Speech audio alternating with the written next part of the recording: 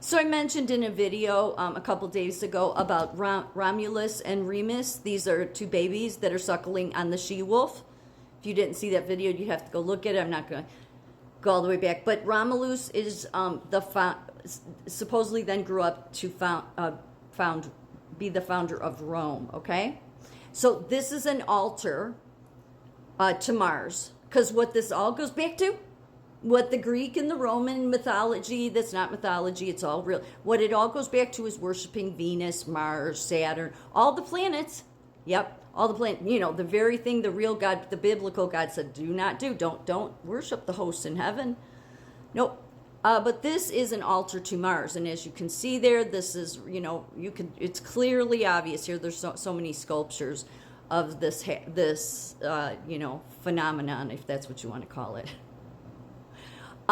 So Augustus, who was a Roman emperor after Julius Caesar, and Julius Caesar adopted Augustus. So he wasn't a son, but they had a blood relation because Augustus's mother was Julius Caesar's niece. Okay? So, but Augustus took what was the Roman Republic into the Roman Empire. Well, this was the house of Augustus, okay? And in 2007, an ancient Roman archaeologist, well, specializes in ancient Rome, said that she had found the legendary cave of Lupercal. This was found beneath the remains of the house of Augustus, for the picture I just showed you. And this is believed by ancient Romans to be the cave where the twin boys, Romulus and Remus, were suckled by a she-wolf. So, yeah. Temple, yeah, to Romulus. Again, he's one of the twins that was suckling on the wolf, okay? Was raised by humans, but was nursed by the wolf. Okay. So found these remains under Emperor Augustus's house in 2007. And again, what this all goes back to is it goes back to the fallen God, the fallen angels. But there's an interesting twist here. So this is considered the Lupercal.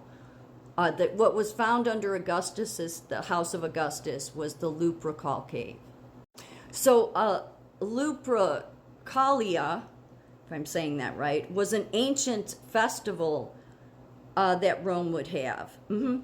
Interesting, the timing of this. It was a lot of sex, violence, drunkenness, and it survived well into Christianity into early Christianity. And it was a pagan festival, and it was created because of Romulus and Remus, who were suckling the wolf.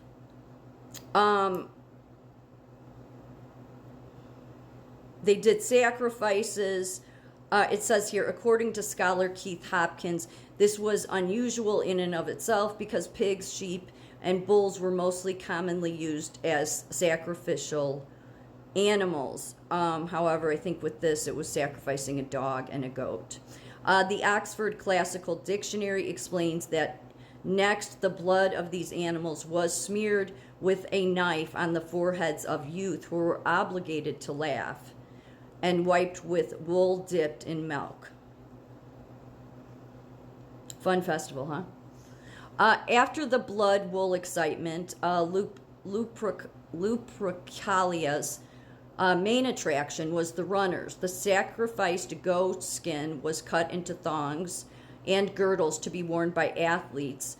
Then 2 sets of runners, a third set would be added later, would make their way through the streets of the city, whipping whomever they met on their way. According to some accounts, women would volunteer to be whipped because it was believed to bring fertility and make the birthing process easier for them.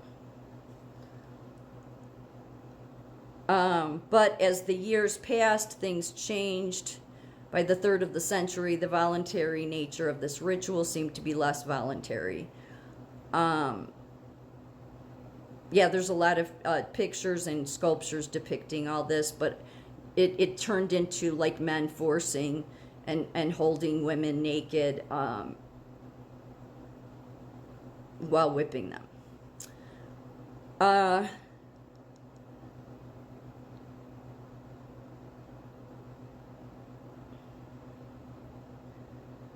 So it was an ancient Roman festival celebrated, which included rituals for fertility and purification. Julius Caesar is noted for, they were trying to crown, this is Mark Antony. So this is, Cleopatra was having an affair with both these men, okay? So, but that's Mark Antony trying to put a a gold crown on him. And so it says here, Julius Caesar was notably involved in the festival in 44 BC, where he famously refused a crown offered to him by Mark Antony during the celebrations, highlighting his complex relationship with power and monarchy.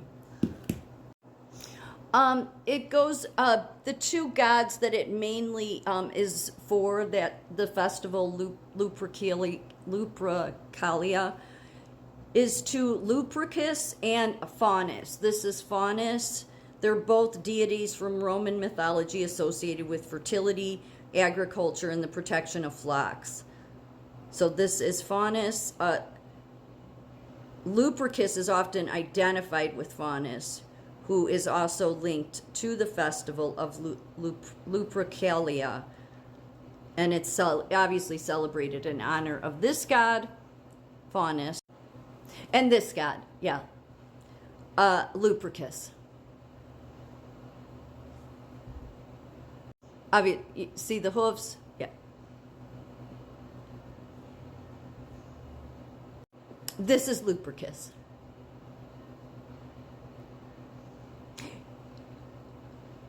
And you know, much of this, again, it goes back to the Roman and the Greek stuff, all blending itself into the same.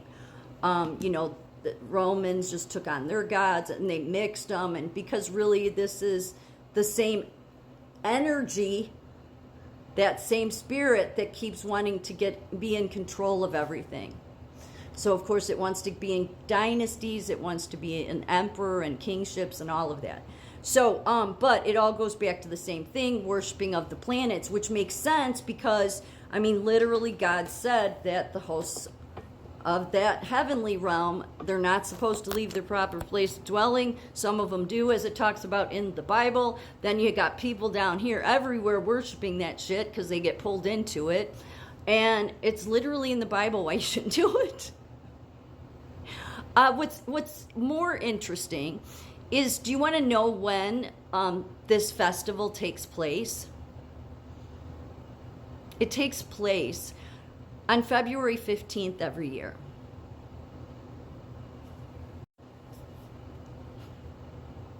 Trump says Hamas should free all hostages by February 15th or let hell break out. He said at noon on February 15th, this Saturday. If they're not released, all hell will break out. Now, he did say that the ultimate authority is up to Israel or Netanyahu on this, but he said that that's his limit. He's done with this crap. Because, I mean, this is ridiculous with these hostages.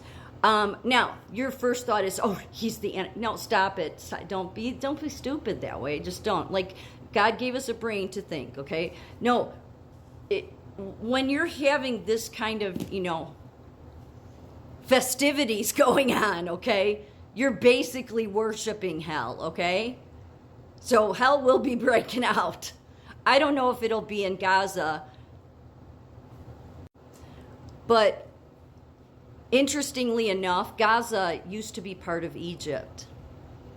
Yeah, Egypt used to have an upper and lower part. This was back, you know, and I guess, I think the Israelites came from Gaza, then they went into Egypt, and they only were taken into captivity once they started having too many babies. Then they wanted to put them to slave work. But yes, Gaza was literally part of Egypt. All going back to, because this all goes back to your Pharaoh worshiping of gods, but Mars, all that stuff we're not supposed to worship. And Netanyahu isn't going to change his mind. He's with Trump. He'll open up the gates of hell on Hamas.